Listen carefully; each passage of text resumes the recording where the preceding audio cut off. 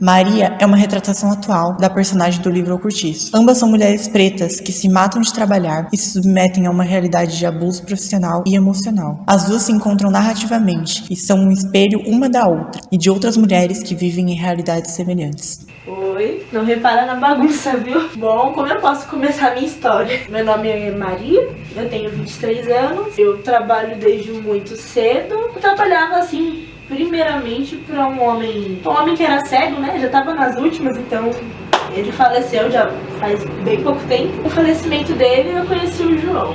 Meu relacionamento com ele não chega a ser um namoro sério, mas sabe, você entendeu, né? A gente tem um rolinho. Eu trabalho numa quitanda por aqui e, tipo, às vezes, assim, no meu tempo vago, eu trabalho como doméstica. Lá na quitanda a gente vende uns peixes, uns ovos. De vez em quando as crianças passam lá pra pegar uns docinhos. Na parte do doméstico, a gente normalmente faz o que todo mundo faz em casa, né? A gente varre o chão, eu lavo umas louças, passo uma roupa, vira e mexe, eu cuido do filho dos patrões, porque você sabe como é que é, né? Eu não vou dizer que eu gosto, eu mais achei conforto nesse meio de renda. A história de Bertoleza ecoa na realidade vivida por muitas mulheres negras brasileiras durante e após a abolição da escravidão. Desde a colonização, as mulheres negras foram forçadas a ocupar o espaço do trabalho doméstico, cuidando de casa, dos filhos e da vida cotidiana das famílias brancas. Mesmo após a abolição em 1888, essas mulheres continuaram a ser empurradas para o trabalho doméstico, muitas vezes sem direitos formais e em condições de exploração similares às vivenciadas durante a escravidão.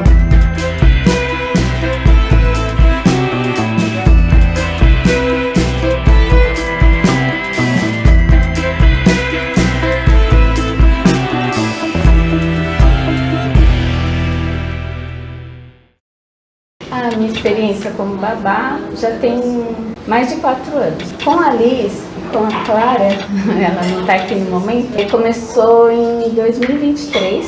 Ela tinha 5 meses quando eu comecei a cuidar dela, ela ainda mamava no peito. E eu que fiz a adaptação de alimentação, tudo. Foi uma experiência bem difícil, ela chorava bastante no começo, porque estava acostumada só com a mãe, né? Eu trabalho no tempo integral. Entre as 8 da manhã eu faço a troca de fralda. Geralmente quando eu chego ela já tomou café, né, da manhã. E eu faço só a troca de fralda, troca de roupa e deixo pra brincar. Depois ela toma um lanchinho da manhã, uma fruta ou um biscoitinho. E ela brinca, né, até umas 10h30, 11 horas. Depois a gente sobe, prepara o almoço dela. Aí como vocês podem ver, ela já come sozinha. Desenvolveu super rápido. E aí ela tem um modo carinhoso de me chamar. Ela me chama de Yaya. E ela que me deu esse nome. Ninguém nunca falou assim. E ela, do nada, ela começou a me chamar de Yaya. E aí tem o momento do lanche à tarde, aí depois nós descemos de novo, aí ela brinca e eu retorno 6, 6 e 10, 18, né? 18 horas 10, 18 horas e 20 no máximo, é o horário que ela janta. E aí eu, depois da janta, dou a sobremesa e aí ela fica com os pais, que é o momento que eles chegam e eu vou embora. O dia inteiro. E ainda tem umas pessoas que não agradecem, acham que é fácil chegar, limpar uma casa, organizar, mas não é. Tipo, você chega numa casa tudo espalhado, igual eu falei, louça no quarto, louça no banheiro. É aí que tá a diferença da casa que eu vou lá. Entendeu? A moça, eu mostrei a mensagem pra ela fala muito obrigada, Lê, muito obrigada por você ter arrumado a minha casa, muito, porque é outro patamar.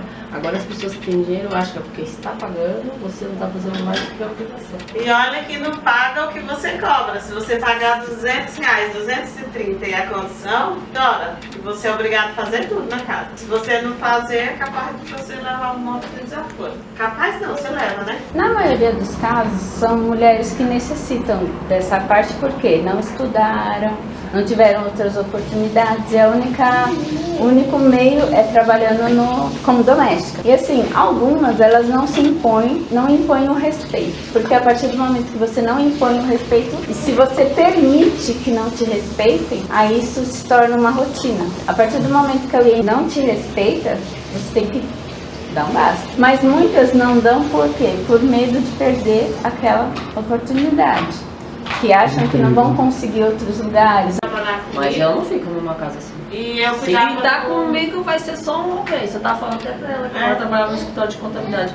O dono era advogado, ele gritava comigo, eu fui lá, bati minha carteira no tanque, falei, não, eu te mando embora pra você ter seu direito. Eu falei, você tá entendendo? Quem tá pedindo as contas sou eu.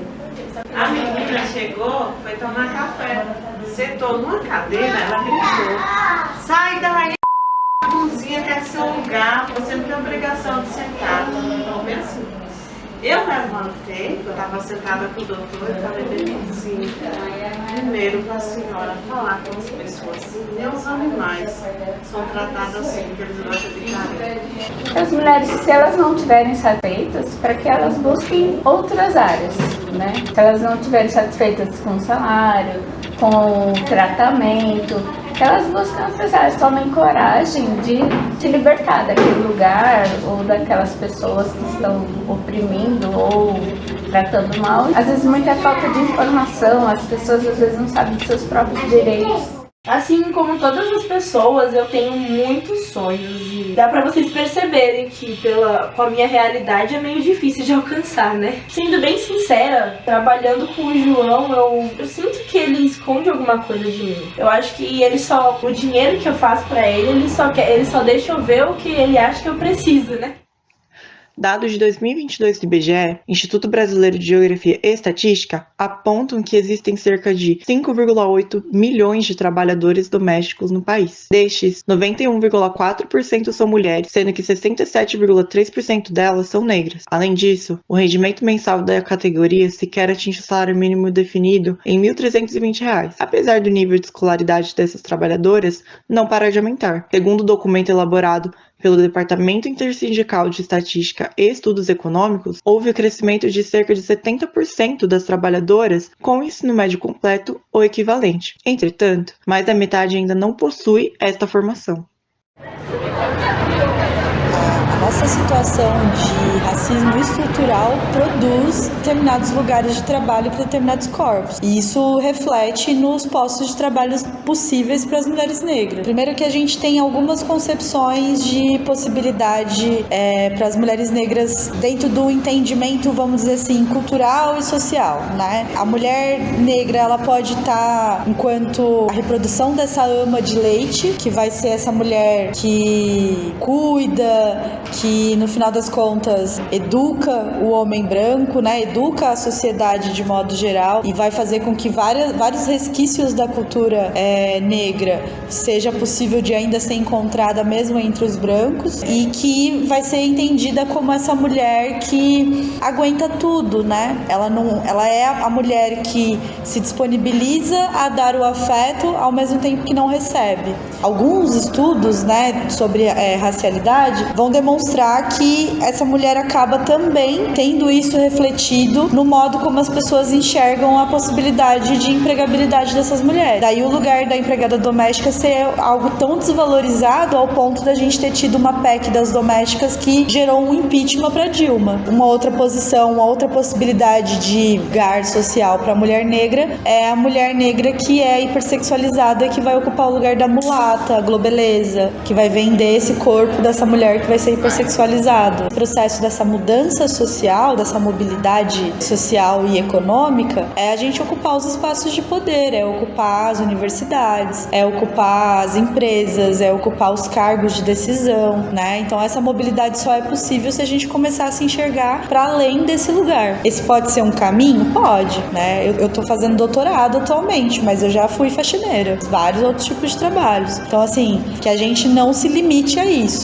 Você vai ter várias situações de desrespeito que vão estar te dizendo assim que aquele ali não é um espaço para você. Mas a gente precisa não desistir disso para que, inclusive, as nossas próximas não tenham que passar por tanto do que a gente tem que passar. Isso tem mudado um pouco, mas acho que até que eu sei de qual é o caso que vocês estão falando. E recentemente essa atriz, ela se pronunciou falando, inclusive, sobre isso, assim, né? Que na época, no começo dos anos 2000, quando essa novela passou, as mulheres negras, quando apareciam enquanto domésticas, elas não podiam falar. Então, o papel dela já era um baita avanço, porque ela conseguia se posicionar diante da cena. Então, às vezes, pra gente que tá assistindo uma coisa do passado, se a gente não contextualizar aquilo dentro do momento histórico que aquilo tá sendo vivido, a gente vai achar um absurdo. E que bom que a gente consegue hoje achar aquilo um absurdo, porque isso significa que a gente já tá avançando. Agora, é importante olhar para esse contexto histórico até pra gente entender assim, olha, conseguimos avançar. O que mais a gente precisa avançar? A mulher negra consegue falar, consegue se posicionar, mas essa mulher negra consegue também avançar no sentido de ter essa mobilidade social? Ainda é muito pouco, né? Então que a gente vá avançando nesse sentido mesmo, das mulheres poderem viver seus sonhos, poderem trabalhar com aquilo que gostam e não com aquilo que foi dito que era o que elas poderiam fazer. Minha pálpebra tá tremendo muito esses últimos dias, sabe? Acho que é por causa do sono. Eu não venho dormindo muito bem ultimamente, sabe? Trabalhando de segunda a segunda, sem descanso. E eu não posso falar pra você que eu me sinto bem fazendo isso. Ninguém nunca se sente bem trabalhando com esse tipo de coisa, né? Em relação ao João, eu gosto muito dele, sabe? Mas tem vezes que ele chega meio estressado do trabalho. E acaba que a gente se desentende de vez em quando. E eu, sinceramente, tô cansada. É bem frustrante você trabalhar muito e receber pouco e saber pra onde vai o dinheiro que você faz. Desculpa, gente. É meio difícil falar sobre isso pras outras pessoas, sabe? Eu guardo muito pra mim, até porque eu não tenho muito suporte. Tudo que eu faço é por mim mesma e se eu parar, não sei o que vai ser de mim. Sinceramente, estou cansada.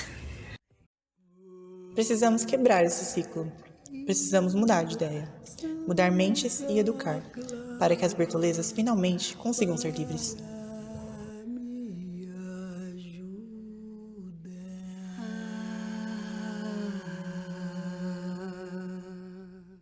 A carne mais barata do mercado é a carne negra.